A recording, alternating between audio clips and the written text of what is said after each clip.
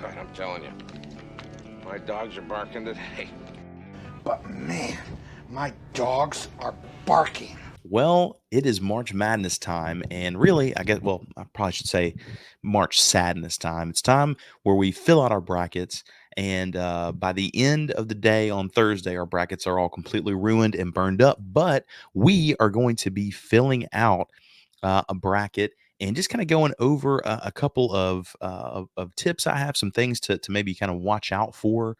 And so we're going to go through them just a little bit, but I'd love to hear in the comments below, who is your Cinderella team? Who's a team that everybody's not, that maybe not a lot of people are talking about, but you think has potential to go on a Cinderella run? Let me know in the comments. I'd love to know. But we're going to start off here. I've already gone ahead and filled out some of the ones just to save some time that to me are kind of no brainers. Although, is there ever really a no brainer with 16 seeds beating ones? But so UConn advances next. FAU and Northwestern in that 8-9 matchup. This is one just like usual 8-9 matchups that have gone back and forth. Sportsline Media ran a simulation of this game 5,000 times and found that Florida Atlantic won 51, or pardon me, Northwestern won 51% of their simulations. At the end of the day, this is a complete toss up. I think FAU was overseeded. I think Northwestern's a very good team. Despite their injuries, Bo Buie is a remarkable player. So I think he'll lift them up, give them extra points they need. Next, the 5-12 matchup, San Diego State and UAB. Now, I know you're thinking 12 is going to upset the 5. But last year, we actually did not have a 12 upset of 5. So it doesn't have to happen every year. And I'm not saying it won't happen in the bracket, but it's not going to happen here. San Diego State's going to be too much for UAB that, in my mind, kind of overachieved. Auburn taking on Yale. Yale beat Princeton to win their conference title, but Auburn is made up of some different stuff. Auburn's 4 in the KenPom rankings and has the great potential to go on an amazing run. They're an overall team that's really strong everywhere. BYU and Duquesne up next, that 6-11 matchup. This is a sneaky one that I could see people thinking, okay, here's the spot where Duquesne could sneak up and beat BYU. But BYU, being in the Big 12 this year for the first year of them being in the Big 12, faced a lot of good competition. Went 4-5 in those top 25 matchups. Duquesne only played 2 games, went 1-1. I think BYU has been tested a little bit better, so I'm going to pencil them in here. Illinois and Morehead State. This is another one of kind of watch out. But you have to remember, Illinois is a team that can really push the ball and can score really quickly. And whenever teams can do that, can get ahead, it can start to kind of wear on those lesser teams. So Illinois is winning that one. Drake and Washington State. This one's back and forth. Funny enough, Drake is actually favored in this one, I believe, by just a point. And so this is one of those metrics that really is back and forth. This is not the same Drake team as we saw a couple of years ago. Be as talented. I think they kind of they lost to Miami in the second round, I believe it was last year, but it seemed like they have the potential to go further. I think this team is not made up of the same stuff, but Washington State, despite starting off the season pretty good, has struggled here as of late. So I believe Drake will get the win there. Finishing out this east side, I think UConn will move past Northwestern easily. San Diego State, again, not the same team as they were last year. Auburn's going to clear them. BYU and Illinois, because Illinois scores so often, scores so much, you'd think Illinois would be the pick. I'm actually picking BYU to go to the Sweet 16. Again, they've been tested. This is not their first time facing a real quality team. Drake and Iowa State. If it was the Drake team from last year, I think I'd pick Drake, but Iowa State's rolling. Going back up here to the Sweet 16, going into the Elite Eight, UConn and Auburn. A lot of folks are going ahead and penciling in Auburn penciling in UConn for the Final Four national championship. I'm not going to do that. I think Auburn is going to pull off the upset. They're a really good team, and I know UConn is good as well. But they've stumbled in part this season. And even though they're the overwhelming favorites, I'm going with Auburn to get past them to go to the Elite Eight. They're such a good team. When you have guys like John, like Broom on the block, giving you double every game, but you can also kick it out to several shooters. They've got a lot of depth, and they have a really good coach in Bruce Pearl. BYU and Iowa State. I think Iowa State has the stuff to make it to the Elite Eight. I think BYU is going to kind of run out of gas here, and ultimately Auburn and Iowa State. That's a good game. I think Iowa. I think Auburn is better than them by 10 to 12 points. I think Auburn's going to cruise and go to the Final Four. Coming up here, Houston advances past Longwood, Nebraska, and Texas A&M. This is an interesting matchup. We know Nebraska can shoot. They are really excited to be there, and so I understand people picking Nebraska. I get it, and it makes sense. But I also would not hate them for choosing Texas A&M. Texas A&M is so gifted that they've got several good guards, despite the fact that they've just not been consistent this year. They've played against really good teams, and so that's good. They're battle tested. Ultimately, I'm going with Texas A&M in this spot. I understand it either way. I feel like Texas A&M has been there. Buzz Williams has coached in some big games, and I hate that for Nebraska because I'm so excited they're back in here.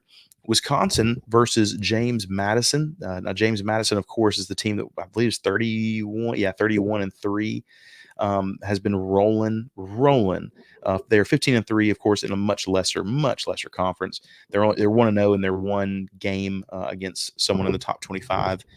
But their strength of schedule was 325th. That is just not going to do it. Wisconsin's going to beat them. I understand that's a popular potential upset. I just don't see it happening. Duke and Vermont. This is not the same Vermont team as we saw a couple years ago. I'm going to kind of speed through here. Duke advances with a lot of really good talent and a little more experience than people give them credit for. Texas A&M and NC State. I think NC State probably is a fairly popular pick because they just won their conference championship, winning 5 games in 5 days. 5 days is while that's impressive, to me, that's the actual reason I'm not going to be pulling for them. Or not pulling for them. I don't think they're going to win. I think they're going to be out of gas emotionally. Texas Tech advances. Kentucky gets past Oakland rather easy. Incredible scoring from Oakland. Now, as this time of recording, Boise State and Colorado have not faced off yet. I think Colorado is going to win this game and advance, win this game, and then I think they're going to beat Florida. But even if they don't, Boise State's also a really good team. And to be honest, I think the injury to Florida's center is just too much. That they've been a little inconsistent as well. So I'm going to go with Colorado or Boise advancing past Florida. As much as crazy as that is, going back up, Houston and Texas A&M. Texas A&M is not going to have. I think their offense is going to be held in check by Houston's defense and ability to kind of slow the ball down. Duke and Wisconsin. I think this is going to be a great game. But Duke has, like I said, they've got some experienced players. I think they're going to move on and advance to the Sweet 16. Texas Tech and Kentucky. This I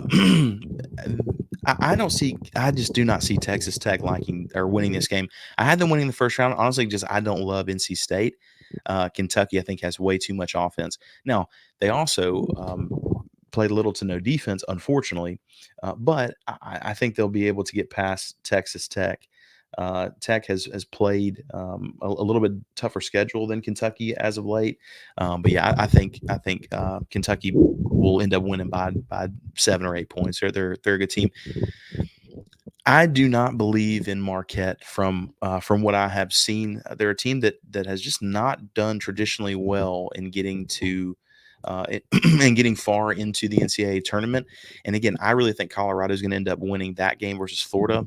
Their play-in win versus Florida, and I think if they do that, I believe they can beat Marquette. So I'm going to go with Colorado or Boise State to beat Marquette. I don't love Florida. I don't love Marquette. Shout out to Western Kentucky if they can get the win, though. That'd be remarkable. At this point, Houston and Duke, man, what a matchup that would be.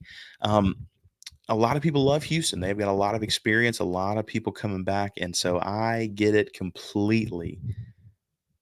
But sometimes their offense just goes MIA, and so because of that, I am going with the Duke Blue Devils to advance to the Elite Eight. Then we've got Kentucky versus Colorado or Boise State. I think Kentucky will get past them just because they're great scoring. Then we have Duke versus Kentucky. What an Elite Eight game. What a great game to lead up to the Final Four.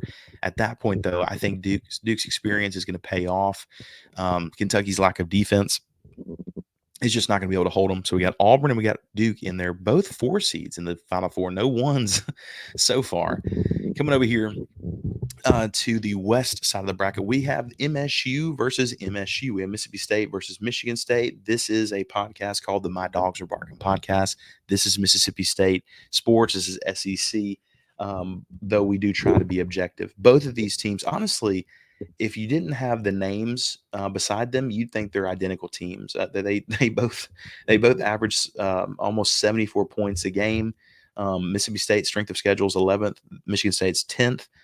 They almost have identical records versus the top 25. Their net rank for Mississippi State is 31. Michigan State's is 24. They're both 5-5 in their last games, last 10 games. This is going to be a really close game. And because of that, I'm going with Josh Hubbard in Mississippi State. I understand, fan is short for fanatical, and I get that. Got to be kind of rooted in logic. But even if logic went out the window, I think Mississippi State can win this game. Now the question is, will they? This game I broke down a little bit in our last episode. Go back and watch that. But I kind of broke this down on why each team could win, and ultimately it comes down to Michigan State's defense is very good, especially at protecting the paint. Mississippi State's bread and butter is Tolu Smith on the inside and kicking it out to Josh Hubbard on the outside. I think if Tolu Smith has enough people's attention, then Mississippi State's gonna be able to kick it back out to Josh Hubbard, and I think he makes one more shot. Like it's a really close game. I'm going Mississippi State. St. Mary's and Grand Canyon. I get wanting to pick the 12-5 again. I really do. Grand Canyon's had a great season. They can score really well. Bryce Drew's done so good with them, and honestly, they're a very fun watch. I just don't think that they can hold up against a St. Mary's team that dictates the tempo. We mentioned this before, but it's true. Whenever you have two teams, with one team able to push the pace, one team kind of slowing the tempo, the team that comes out on top is usually the team that slows the pace, that allows their pace to win. And so I'm going with St. Mary's in this instance. I just think they're better than Grand Canyon.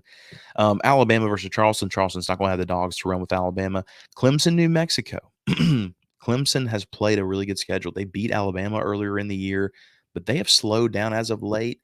And on the flip side of that, New Mexico has just bursted with energy and with a lot of life. I'm going New Mexico to win that as the 11 seed and advance to the round of 32. That's a good upset. I feel very good about that one. Baylor and Colgate. Colgate is going to try to shoot threes as many times as they can, but ultimately they're not going to be efficient enough to keep up with Baylor. Baylor's a really good team that nobody's talking about. Dayton and Nevada, that is going to be an interesting game. I'm going with Nevada there. I think that I think Dayton, while they're a really good team, really good program, they also slow the pace. But they have not had the better second half of the season. Going with Nevada there. Coming back up to the top, North Carolina will cruise past Mississippi State. Alabama and St. Mary's, that's a close one. St. Mary's is going to really try to slow down the tempo, but I think Alabama has got a potential run in them. I'm going with them to advance to the Sweet 16.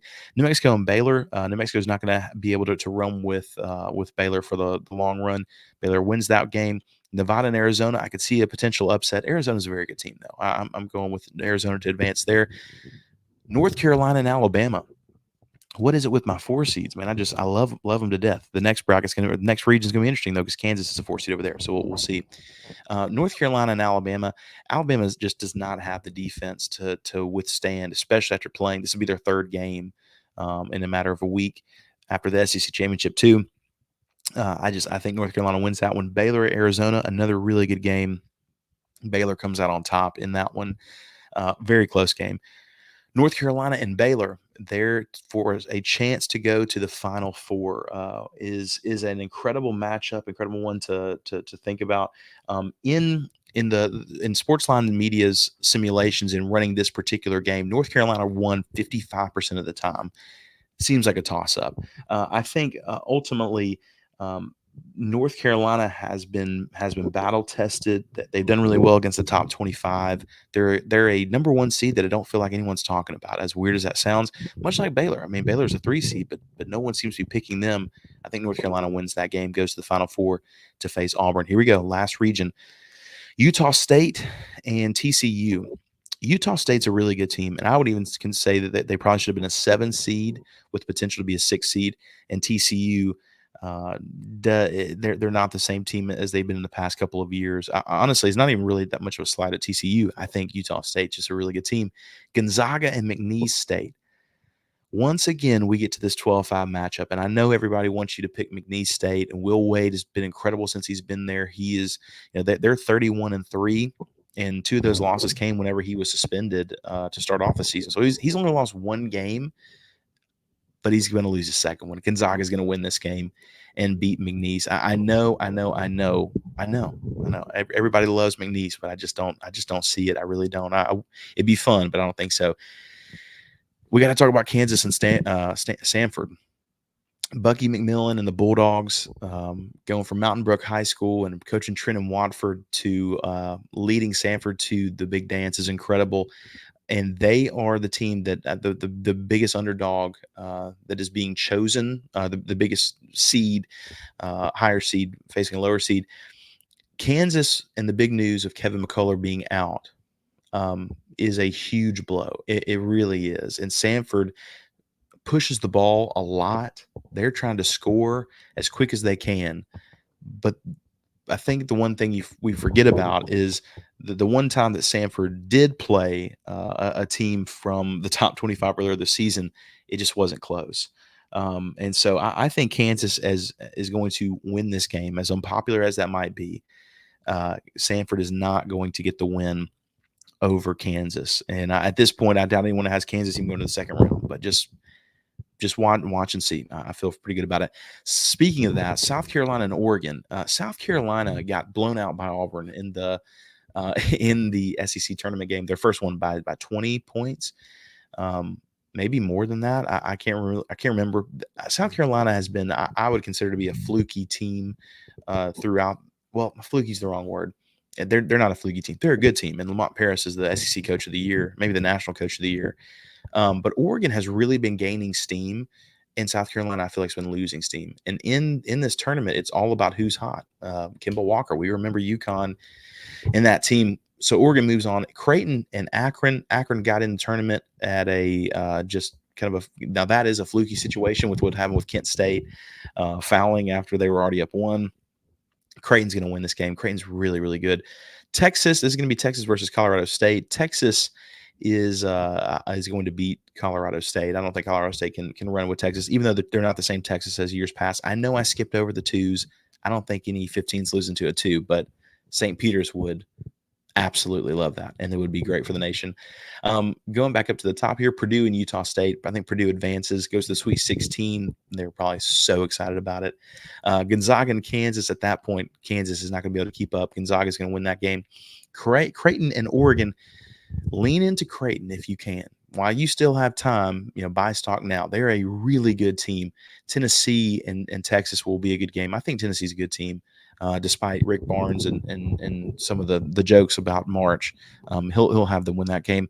Then we got Purdue and Gonzaga going back and forth. Who's going to win that game? I can imagine that one being a really, really good game. But ultimately, Purdue pulls that out. Zach Edey, they go to the Elite 8. Creighton, I believe, will beat Tennessee. I think Creighton is a really good team. Now, this is a very interesting matchup with Purdue and Creighton. Purdue is probably just glad to be there, trying to let people forget about what has happened to them so far this season. This is probably an incredible game.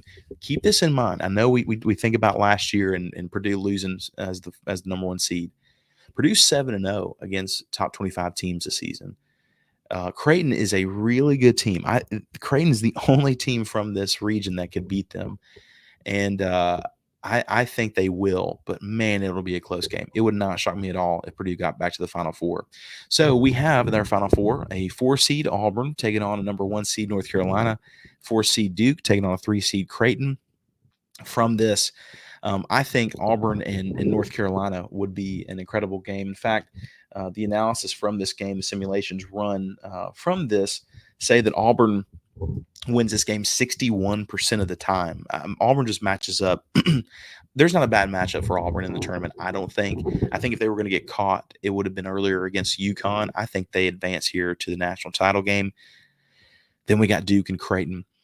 These are two great programs. Creighton does not always get the love that they deserve, but Duke, it's Duke.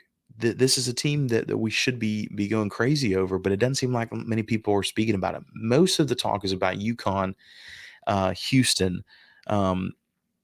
You kind of really that UConn and Houston are kind of the two biggest teams. Kentucky is a team that's talked about going all the way. Iowa State's got some talk in there. I just don't hear as much about about Duke, as crazy as that sounds, but I think Duke has the ability to get there, and so that leaves 2 4 seeds in the national championship game, and ultimately. From these two meeting, I'm going with Auburn. I really believe Auburn has the ability to win the national title and ultimately beat Duke and win it all.